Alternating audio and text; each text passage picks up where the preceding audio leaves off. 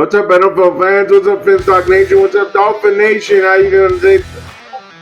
The Miami Dolphins seem to be changing their ways with the new staff saying that they want to focus on the trenches, saying that they want to put players in the right spot and develop players that are tough, violent, and aggressive, both on the defensive side and the offensive side. I'm going to read to you an article by Chris Perkins of the Sun Sentinel, and then I'm going to get into what some insiders are saying, or one insider is saying, but a lot of multiple insiders are saying the same thing, that the best option for the Dolphins is to move off Tua. But let's go ahead and read to you that article that says, I'm glad the Dolphins are finally changing their ways. Is it true that they're going to be changing their ways? Well, we won't know till September, but at least they are speaking correctly, and they are speaking the way they know, especially the GM and the new head coach in Jeff Hafley are speaking the way they were taught, the ways they were taught in Green Bay. But let's read the article, and then I'll play a little clip of Ian Rappaport of what the Dolphins should do with Tua Tagovailoa. Also, offensive coordinator Bobby Slowick upselled Tua Tagovailoa, saying that he just had a rough season last season and that he can possibly regain his good qualities and be a good quarterback in the NFL. If you saw, it's today's video, but it's yesterday's video by the time you're watching this. If you saw yesterday's video, you'll see that Coach Bobby Slowick upselled Tua. Is that a tactic to try to trade Tua to a team and the Miami Dolphins having to eat some salary? Because if a trade happens, the Miami Dolphins will have to eat some salary. The Miami Dolphins say they want to have a physical, tough team. Hallelujah. These are good days for Dolphins fans. I truly like what I'm hearing from the new Dolphin regime of General Manager John Eric Sullivan and Coach Jeff Hafley. These guys genuinely want to build the trenches, be strong at the line of scrimmage on both sides of the ball, and that's a huge key to surviving and thriving in the NFL. Further, offensive coordinator Bobby Slowick and defensive coordinator Sean Duggan said good things Wednesday about building the trenches and being physical and aggressive and tough on both sides of the line of scrimmage. They said things you haven't heard from the Dolphins in years. Physicality, our toughness, our strain, our effort, how relentless we are. Are we violent? Are we fast? Slowick said. That needs to show up on tape all the time. That's what I've been wanting to hear from the Dolphins for years. It was a similar situation for Duggan. It starts up front, he said. To me, it starts with stopping the run, staying square, playing your gap. You just need to be able to see guys' numbers and nameplates.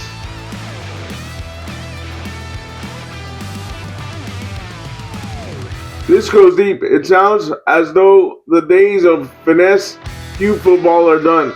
Listen to what Sullivan said about Hafley at the introductory news conference after saying that Hafley, a defensive coach, had deep knowledge of special teams and offense.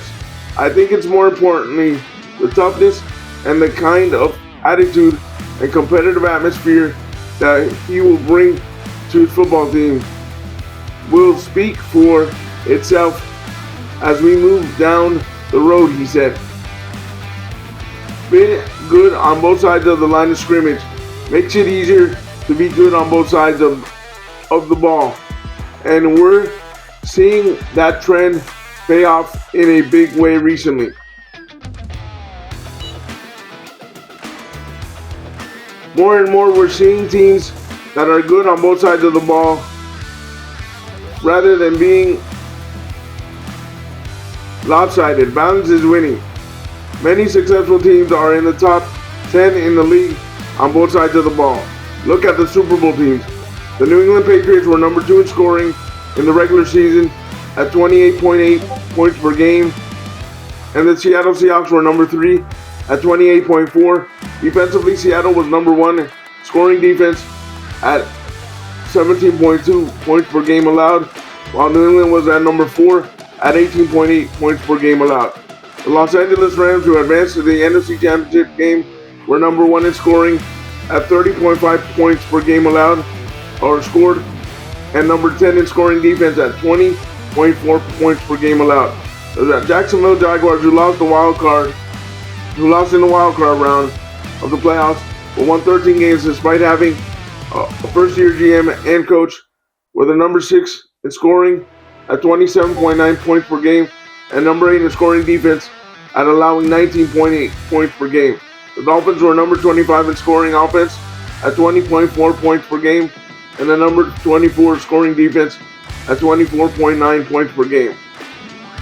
The same trend of balance was true last season among the top teams. Consider a few examples.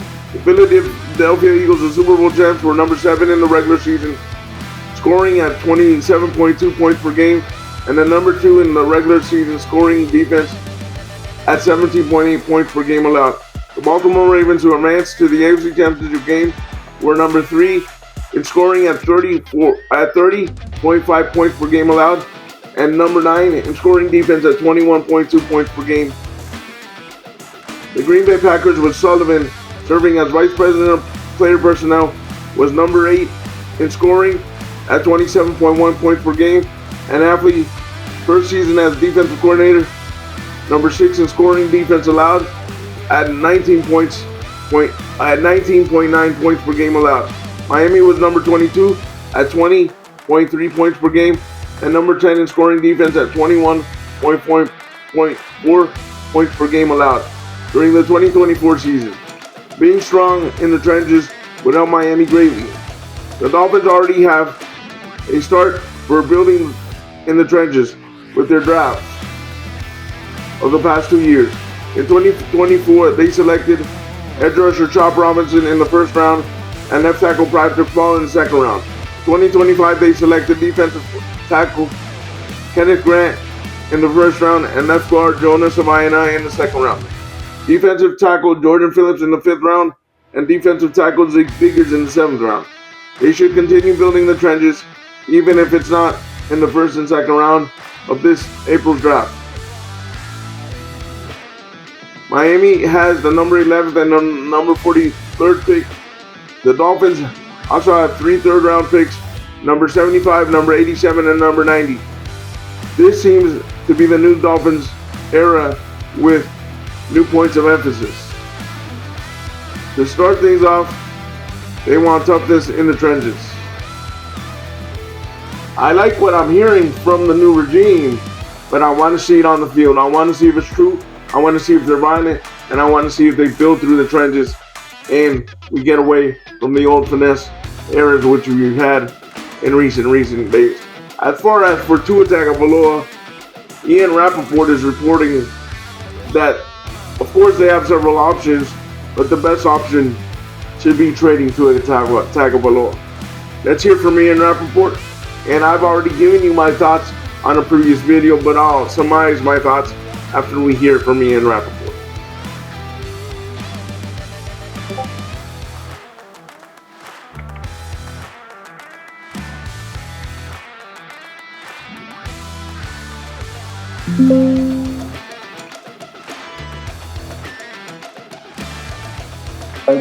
Former starting quarterback for the Miami Dolphins, who was benched this year in favor of Quinn Ewers, who actually performed really nicely down the stretch for the Miami Dolphins. Two of us talking to reporters in the locker room today. One of them asked, what would you think about a fresh start? And he said, that would be dope. Yeah, that sounds about right. Tua Tagovailoa on the outside looking in Miami. He's got a big cap number, $56.4 million. He's due a ton of dead money. If the Dolphins cut him a little under $100 million, they would split over the next 2 years. The preferable option, Tom, is for the Dolphins to eat some money and trade him to a team that would then give the Dolphins a draft pick. But I think it is pretty clear this ship has sailed for Tua and Miami once they moved on from him. During the season, it was over. Expect him to have a new spot and likely a new starting job in the 2026 season. All right, Woody, thank you. Head coach, the new head coach of the Miami Dolphins, Jeff Hafley, joins us. All right, guys. You hear it from me and Rappaport and other insiders are saying that the Dolphins are going to trade Tua. We'll see what happens with the Tua situation. I'll keep you updated like I always do. And if there's any breaking news, I'll do a short, then I'll do a long video. Like always, I appreciate your support as we go to PhinsTalk. We're rolling with Carlos' family. And like always, stay positive, stay on your grind, and go Dolphins.